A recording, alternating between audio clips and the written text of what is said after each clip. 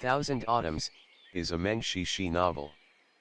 This is an audiobook made by fans for other fans. Disclaimer. The main couple of the story is made up of two men. If you don't like it, don't listen. Thank you. Remember, subscribe and click the bell to stay updated on all the new releases. Enjoy. Chapter 57. Doyanshan must have put all of his martial power into that strike. There was no way he could have shown any mercy to his opponent. As a result, not only did it fracture Yan Wushi's skull, but what was more troublesome was that it must have severely damaged the inside as well. After turning it over in his mind, Shen Qiao could only start with breaking down the blood clots in Yan Wushi's head, then continue on slowly correcting all other damaged meridians in his body as well as repairing the internal organs. As for whether Yan Wushi would wake up again or remain in this half-dead state for the rest of his life, that would be heaven's call.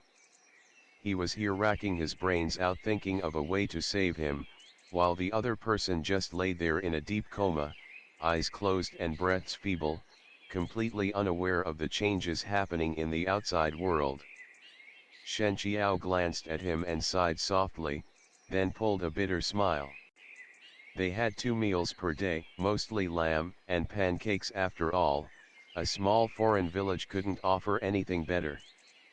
But Shen Qiao had always been an easygoing person. He ate whatever they brought him and never complained. As for Yan Wushi, things were rather complicated. He was totally unconscious and could at most eat some broth. However, with his jaw tightly closed and his tongue blocking the front of his throat, it was impossible to feed him with a spoon. Even if one could get the soup in by force, it would only later dribble away from the corner of his mouth.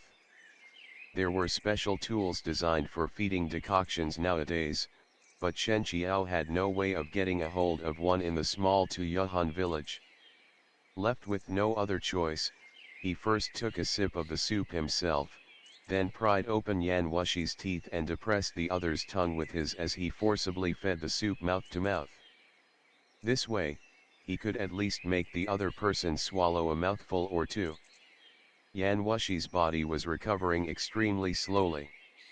The inner qi in his danshan never disappeared, but it was so faint and so little in amount, much like a candle in the wind that could go out at any minute. Shen Qiao's own martial power hadn't fully recovered yet, so he could only transfuse his inner qi to Yan Wushi and guide it through his body once every day. He didn't know what to do in this situation. He was more or less just trying anything he could think of. The once unbridled, egotistical, and insufferably arrogant man could only lay on the bed now at the mercy of others. Even that shadow of a smile that always teased the corner of his lips no longer existed. The face was handsome as before, but that was all there was. All those extra traits and temperaments which reminded people of a grand master of the demonic sects had disappeared, all except the scattered, starry white next to his temples and the hard-to-believe docility on his face. The table was turned. Perhaps even Yan Wushi himself had never guessed that he would one day fall into such a state. That being said, according to what Shen Qiao knew of the man, even if he had foreseen the ambush, he was likely going to attend the appointment anyway. The others might avoid it like the plague, but for Yan Wushi, it was a battle opportunity hard to come by. His mistake was that he was overconfident. He thought he would never lose. Even if he did, he would still be able to leave easily. What he didn't expect was that, as a fellow member of the demonic sects, Guang Lingxin was determined to participate and eliminate him even at the cost of giving away the hidden flaw of the fundamental records of Phoenix Skylin. Shen Qiao didn't have the medicinal ingredients needed to make decoctions. All Yan Wushi had was that sole trace of inner qi which Shen Qiao had transfused to him. However, on the 4th day, his breaths once again weakened to the point of being almost imperceptible. Shen Qiao knew this would not work. Even if the man still had a chance of survival, dragging on like this for a couple more days would make him eventually snuff off. Holding the soup bowl in his hand, Shen Qiao slightly frowned and fell into deep thoughts. Suddenly, he saw that Yan Wushi's eyelids seemed to tremble. The movement was so small that he almost thought it was an illusion. Sect Master Yan. Shen Qiao tried calling his name, but just as he expected, there was no response. He grabbed the other person's wrist. The pulse was so weak that it was almost neglectable. Without looking closely, the man appeared to be no different from a dead body. Somehow, Shen Qiao suddenly felt a sense of ridiculousness. When Yan Wushi brought Shen Qiao to Sang Jingxin with his own hands and forced Shen Qiao into that blind alley, it probably never occurred to him that he would end up where he was today, much less having himself be butchered at others' will. Had Shen Qiao not come, with the way Guanglingsen and Dou Yanchen handled matters, Yan Wushi would have been decapitated a long time ago. At that point, even the most powerful immortal wouldn't be able to come back to life anymore. Even at this moment, if Shen Qiao could make just another strike on his chest or head, it would be enough to turn Yan Wushi from this half-dead state to a completely dead man. For a long time, Shen Qiao stared at the other person in silence before he finally raised his head a little and took in a mouthful of soup. Then, holding Yan Wushi up by the nape, he grabbed the other's chin, forced him to open his mouth and slowly fed the soup to him. Having repeated it for several days, Shen Qiao was already very skillful and fluent at this set of actions. His Daoist heart was pure, and his intention was to save people. Therefore, he did not think it was awkward or overly intimate. In other people's eyes, however, things were entirely different. Bona adored Shen Qiao. Despite the fact that Yan Wushi's state of existence still scared her, she insisted on delivering the daily meals herself just so that she could talk to Shen Qiao a little more whenever he came to open the door himself. Although the language barrier made communication between them rather difficult, she was still perfectly content. Today she brought lunch over like usual. For some reason, perhaps the dish tray was a little heavy, she didn't feel like knocking on the door. She shouldered it open and went straight through the yard to the back room. The door to the back room was left open, and there she was, standing agape and speechless at the scene before her eyes. Shen Qiao was bending over, holding the dead man's jaw as he pressed his lips against the others, completely ignoring the fact that Bona had just walked in. Under the dazzling sunlight, Bona even saw their tongues intertwining. To be more precise, Shen Qiao's tongue was trying hard to push between the other's clenched teeth and reach in as far as possible so that he could successfully deliver the soup into Yan Wushi's mouth. But the other person was unconscious, a living corpse after all. Even after all the efforts, some soup and dribble still trickled down the corner of his mouth. People in the western regions were more open-minded, and Bona was young, beautiful, and very popular among the boys in the village. Even so, in the many years of her life, she never once had such intimate interaction with a man. For a long time, she stared at them, her face burning, her heart racing, her mouth dry, but she was unable to move a step. Shen Qiao was in the middle of feeding soup to Yan Wushi and was not expecting Bona to suddenly come in. He had no choice but to finish what was left in his mouth before he set down the soup bowl and greeted Bona, who was now flushing hotly. Watery-eyed, Bona asked Shen Qiao in her broken Chinese, "So you like him? That's why you don't come close to me, or accept my love. Is that right?" The misunderstanding was huge indeed.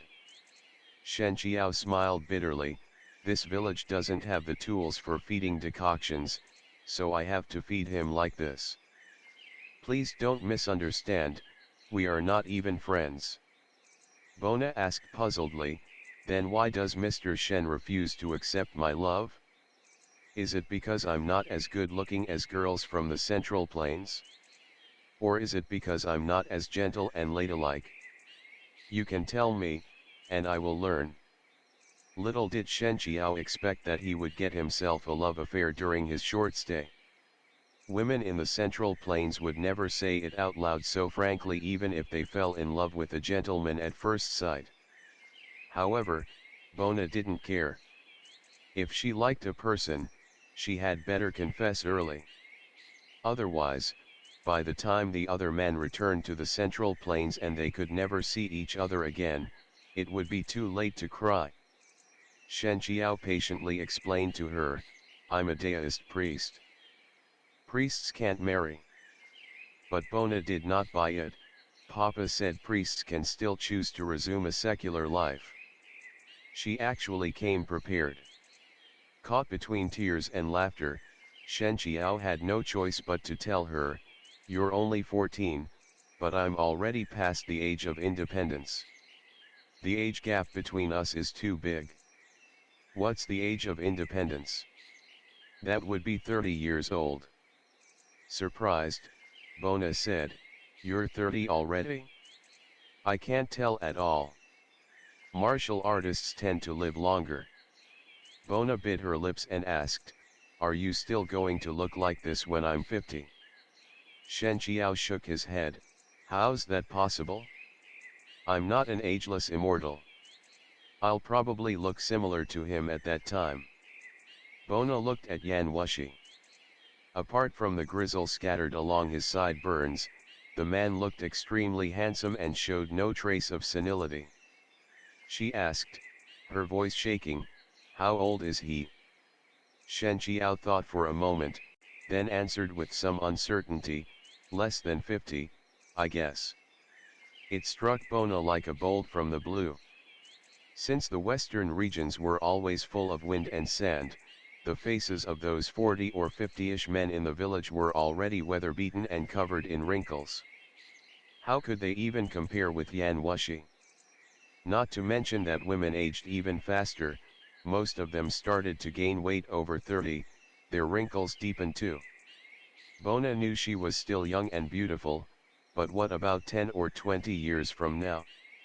What if the man she loved was still as handsome as ever yet she was already old and hoary-haired? Even the mere thought of it pained her. The poor girl just experienced what was probably the dawn of love in her life, yet she had already run into such an unsolvable problem. It immediately battered her out of her senses, leaving her in an abyss of sadness beyond description. With tears in her eyes, Bona shoved the dish tray into Shen Qiao's arms and sobbed, never mind. The Buddha sent you to me, but he refused to make us a pair. It is clear that we're not destined for each other. I hope he will bless you two with a happy life, until death do you part. Despite the awkwardness, Shen Qiao had no choice but to stop Bona, who was running away crying, searching for a corner to heal her emotional scars. I need to leave for half a day to go to the city.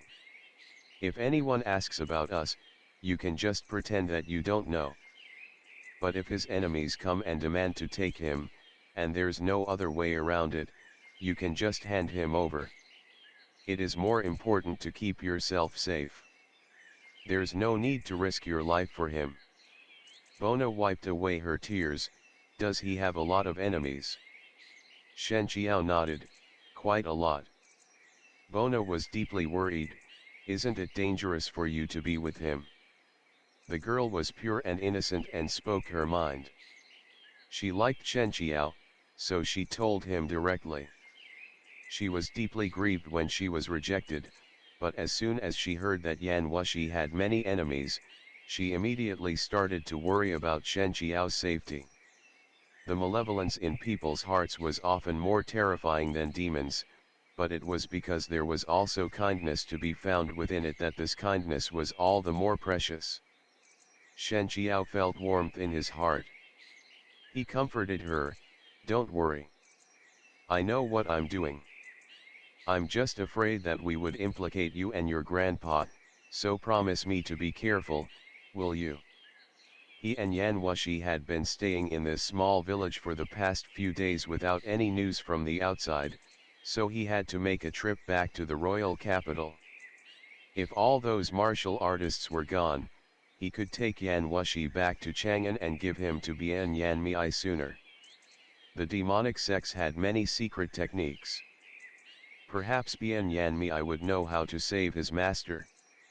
After he parted with Bona and her grandfather, Shen Qiao returned to the royal capital. The city was crowded, bustling with people just like before. The coiling dragon fair ended just yesterday, and it was now the only topic of discussion in the inn. Shen Qiao, wearing a common desert cloak over his Daoist robe and hiding his head and face under it, sat down in a corner without anyone noticing. In order to get more information, he intentionally chose the largest, busiest inn in the city, ordered a bottle of liquor and some meat, then quietly listened to all those voices around him. Have you heard? The Tai sword now has an owner. Someone bought it with 20,000 taels of gold. The words immediately stirred up a wave of exclamations in the surrounding. They must be insane, or simply have too much money to throw away.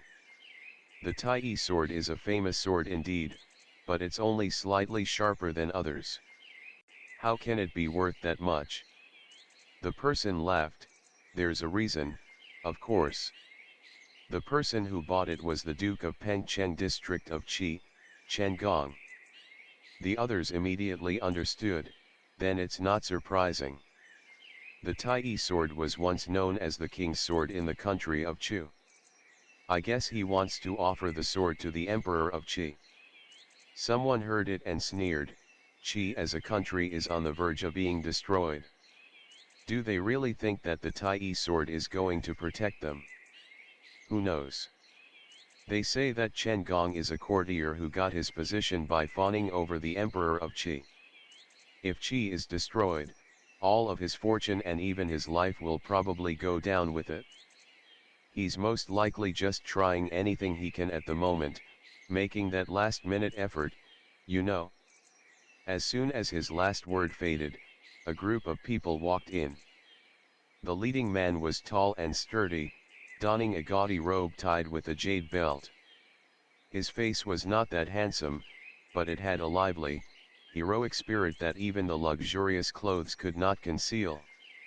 He surveyed the room after coming in, then, with a brief nod, servants immediately hurried before him to arrange seatings and dishes. That air of greatness instantly differentiated him from the rest of the pugilistic people. Speak of the devil, and here he was. The people who had been talking excitedly about him just a moment ago all felt more or less a bit awkward and quieted down. Not only were the others peeping at Chen Gong, but Shen Qiao, without moving his face, also cast a glance at the man from his corner. If it was not for the fact that one could still vaguely make out that familiar contour of his face and all the people around him whispering to each other, "The person is here, cut it out," Shen Qiao would never dare to make the connection between this arrogant, reserved young aristocrat and that boy in the shabby temple back then.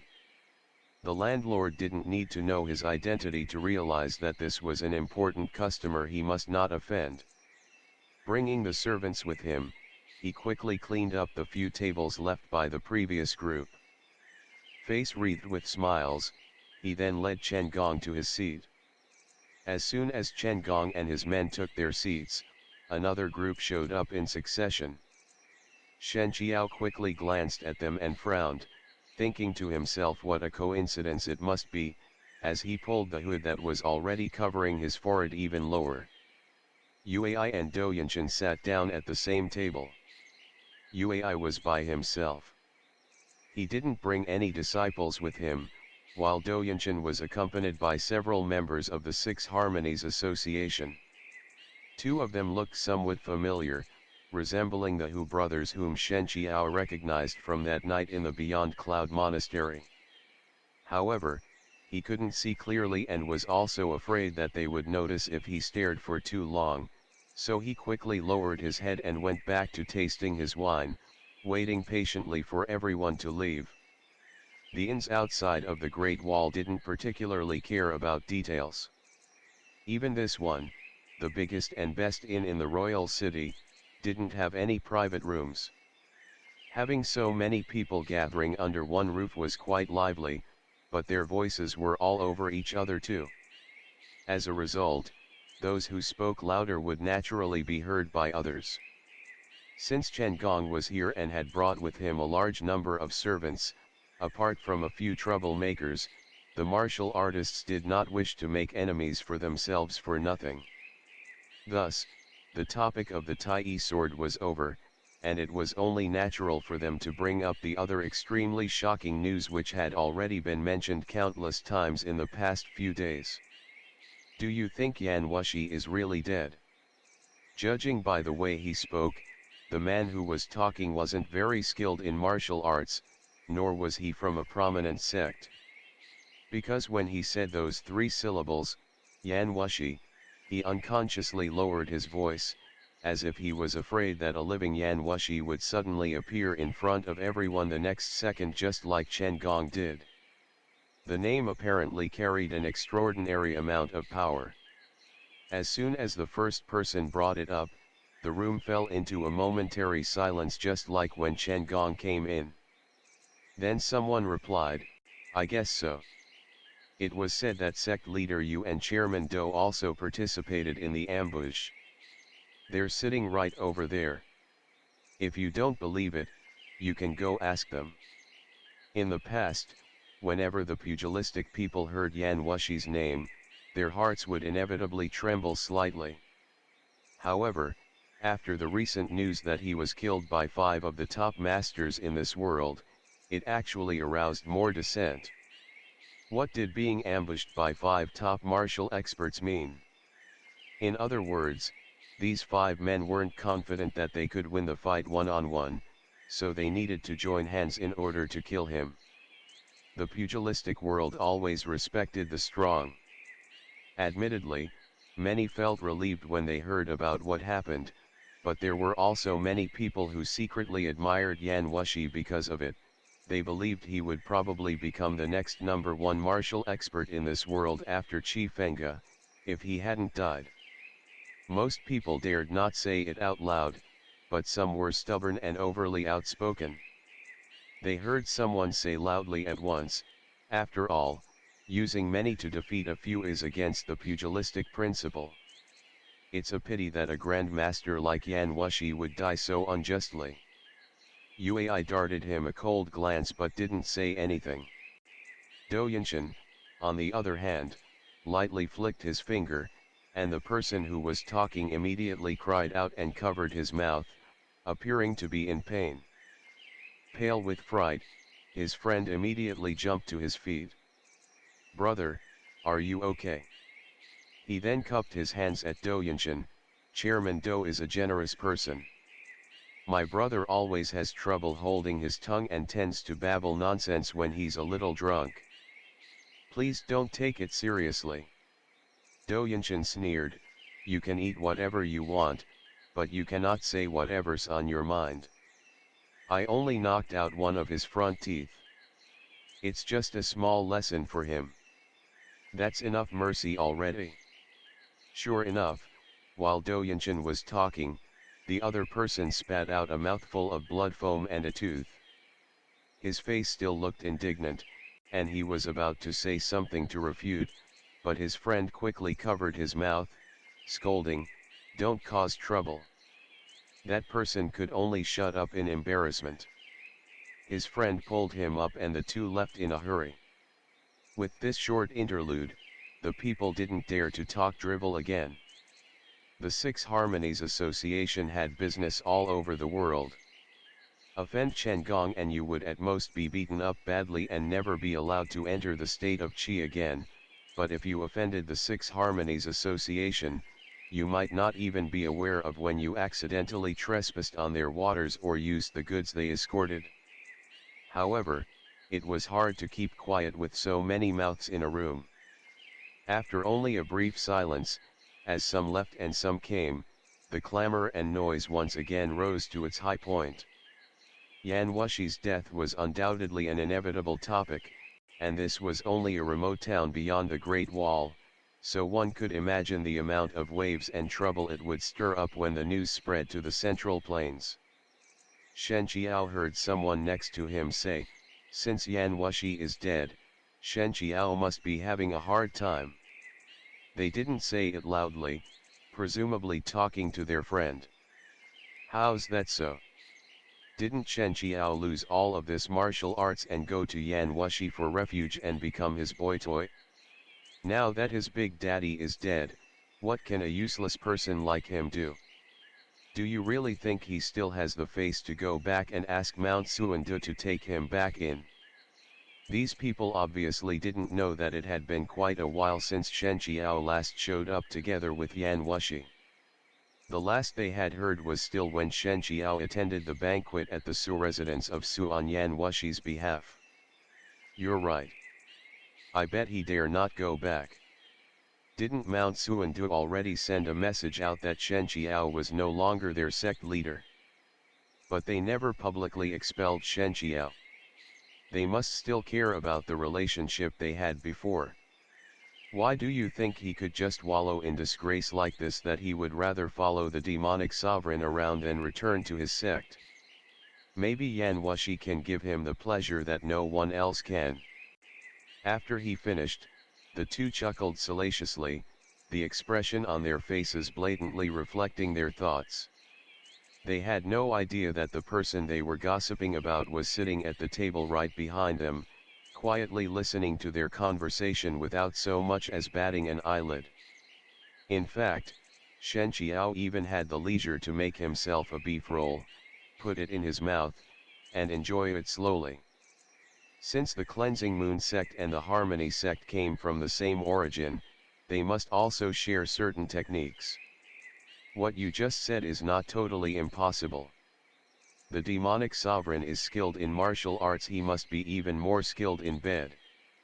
Maybe Shen Qiao can't live without him after he had a taste of that man. Perhaps the demonic sovereign is already tired of him, and he is the one begging to stay." As soon as he finished the last word, the person screamed and covered his mouth with his hand, immediately bending down and rolling on the floor in pain. The sudden incident shocked everyone. They all looked over at the same time. The person capable of hurting him obviously was not sitting behind him. Shen Qiao was also somewhat surprised and looked in front of the person. He saw Yui, sitting upright and still, slowly put down his chopsticks and asked coldly, "Since when does an outsider have the right to humiliate the disciples of Mount Xuandu?" End of the chapter.